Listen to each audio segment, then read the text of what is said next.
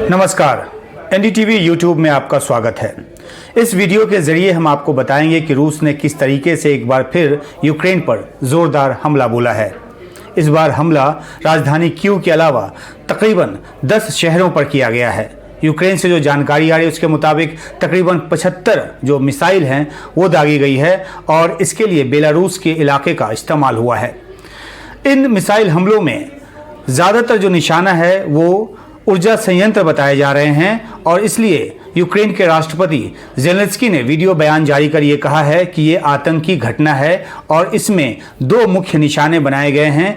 एक तो सिविलियंस को यानी कि आम नागरिकों को और दूसरा जो ऊर्जा संयंत्र हैं, क्योंकि रूस ये चाहता है कि ऊर्जा संकट पैदा हो जाए यूक्रेन में और आने वाले समय में ठंड बढ़ रही है वहाँ पर और ऐसे में जो हीटिंग सिस्टम है वो लोगों का काम नहीं करेगा या ऊर्जा संबंधी जो दूसरी ज़रूरतें हैं, चाहे वो खाना पकाने की बात हो या फिर जो बिजली की बात हो, वो नहीं होगी तो बहुत बड़ा संकट जो है एक मानवीय संकट उठ खड़ा होगा। युद्ध की वजह से पहले ही एक मानवीय त्रासदी के दौर से यूक्रेन गुजर रहा है और इन ताज़ा हमलों को लेकर जो आशंकाएँ बनी हैं वो अपनी तरफ है और इसी वजह से जो यूक्रेन है वो तमाम अपने सहयोगी देश, खासतौर पे जो पश्चिमी देश हैं, उनकी तरफ ये मांग कर रहा है कि रूस के खिलाफ एक निर्णायक जो आक्रमण है वो किया जाए, एक बड़ा हमला जो है वो किया जाए ताकि रूस ऐसे हमलों से बाज आए।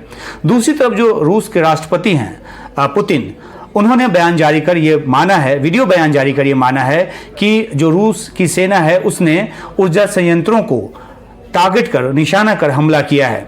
तो रूस ये बात छिपा नहीं रहा और वो अपना मकसद जाहिर तौर पे बता रहा है कि उसका इरादा क्या है। तो एक तरफ जहां अलग अलग इलाकों में जो लड़ाई है वो चल रही है और ऐसे में एक बार फिर से राजधानी कीव को निशाना बनाना, इसके पीछे की जो पृष्ठभूमि है वो जल्दी में आपको समझा देते हैं। दरअसल 2-3 दिन पहले जो क्रीमिया और रूस को जोड़ने वाली जो ब्रिज है उस पर एक विस्फोट हुआ, ट्रक में हुआ विस्फोट बताया गया और उसमें इस पुल का काफ़ी बड़ा हिस्सा जो है क्षतिग्रस्त हो गया। हालांकि रूस ने यह दावा किया कि कुछ ही घंटों के भीतर पुल को चालू कर लिया गया और जिस तरह से सप्लाई या जो आवाजाही होती है इस 19 किलोमीटर लंबे पुल पर जो कि रूस से क्रीमिया पहुंचता है, उस पर आवाजाही सुचारू रूप से चलने लगी। लेकिन जो रूस है उसने इस धमाके को आतंकी कार्रवाई बताया और इसका जिम्मेदार जो है पुतिन ने वो यूक्रेन के सीक्रेट सर्विस पर डाला। हालांकि सीधे तौर पे यूक्रेन ने इसका क्लेम नहीं किया, दावा नहीं किया कि उसने इस ब्रिज को उड़ाया है, लेकिन यूक्रेन में जिस तरह की खुशी मनाई गई इस ब्रिज के टूटने से, क्षतिग्रस्त होने से, वो रूस को काफ़ी नाराज़ कर गया। अब ये देखना है कि आखिरकार जो एक मस्कोवा युद्धपोत जो रूस का डूबा था और उसको बहुत बड़ा नुकसान बताया गया था रूस के लिए, उसके बाद ये कहा जा रहा है कि इस ब्रिज का टूटना या उसका क्षतिग्रस्त होना दूसरा बड़ा जो झटका है वो रूस के लिए है। और अगर इजियम जैसे शहर की बात करें तो जहां रूस की सेना वापस अपने कदम खींचने को मजबूर हुई है, एक बहुत बड़े इलाके से तकरीबन 6000 स्क्वायर किलोमीटर कहा जा रहा है कि यूक्रेन ने रीगेन कर लिया है जो रूस के कब्जे में चला गया था। तो इन सब बातों के बीच यूक्रेन का ये आरोप है कि जो रूस के राष्ट्रपति हैं वो बौखलाए हुए हैं और बौखलाहट में इस तरह के हमले को अंजाम दे रहे हैं। जो कुलेवा हैं जो कि विदेश मंत्री हैं यूक्रेन के, उन्होंने ट्वीट कर कहा कि वो अपना बाहर का दौरा रद्द कर वापस यूक्रेन लौट रहे हैं और उन्होंने साथ में ये भी कहा कि ब्रिज पे जो कुछ हुआ उससे उकसावा नहीं मिला है रूस को, क्योंकि रूस लगातार पहले से मिसाइलों से जो हमला है वो कर रहा है और जो बौखलाहट है पुतिन की वो इस बात की है कि मैदान में उनकी सेना कदम पीछे खींचने को मजबूर हो रही है, क्योंकि यूक्रेन की जो सेना है वो आगे बढ़ रही है, अपनी खोई हुई ज़मीन को रीगेन कर रही है। तो इस पृष्ठभूमि में देखें तो जो एक नया जो हमला हुआ है वो काफ़ी कुछ कहता है और ये 230 दिनों युद्ध के 230 दिन हो चले हैं और ऐसे में जो यूक्रेन की तरफ से जिस तरह का रेसिस्टेंस एक दिखाया गया है, जिस तरह का प्रतिकार दिखाया गया है, उससे भी एक जो बेचैनी है रूस की तरफ वो मानी जा रही कि उधर है। अब जो शहर हैं, कई शहर हैं, चाहे वो डिनिप्रो हो, चाहे वो खार्किव हो, चाहे वो लवीव हो, इस तरह के तकरीबन 1 दर्जन शहर जो हैं वहाँ पर ऊर्जा संकट पैदा हो सकता है, क्योंकि ऊर्जा संयंत्रों को निशाना बनाया जा रहा है।